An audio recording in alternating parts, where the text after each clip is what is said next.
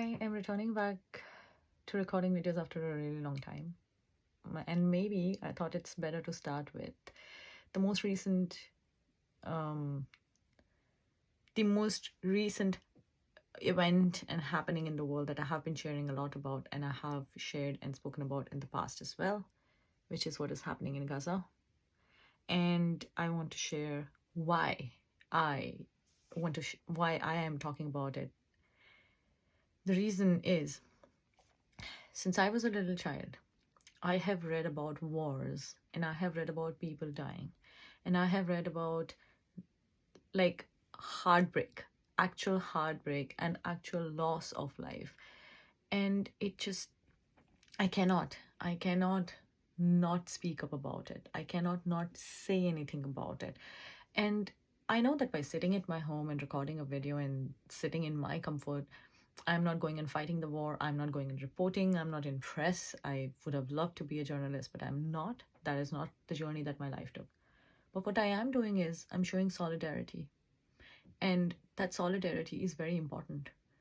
I know that we are not living in that world today where freedom fighters and are out on the street and we are having a Dandi march, or we are actually protesting and revolting and leaving everything else behind and basically just doing that, like, revolting until it stops, revolting until they leave, revolting until you stop that.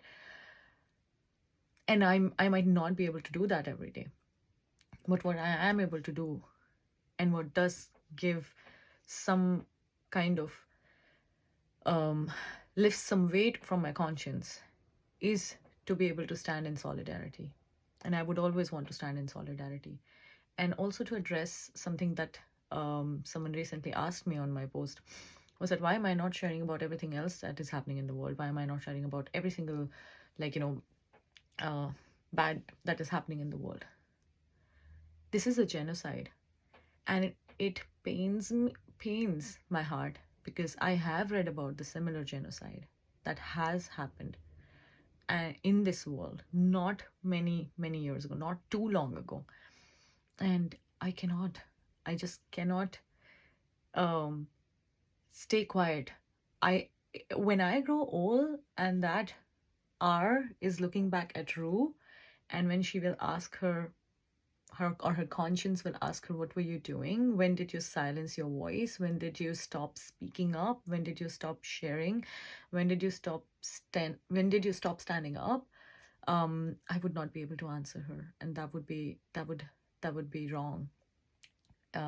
So as much as sitting at home and sharing these things does not stop the war and does not stop genocide, what it does stop is me from becoming a silenced lamb, me from becoming a rat, me from not really listening to what is coming from deep down, and me from becoming so detached from the wrong that is happening in the world, and that I just become so absorbed in a bubble. I don't want to be in a bubble.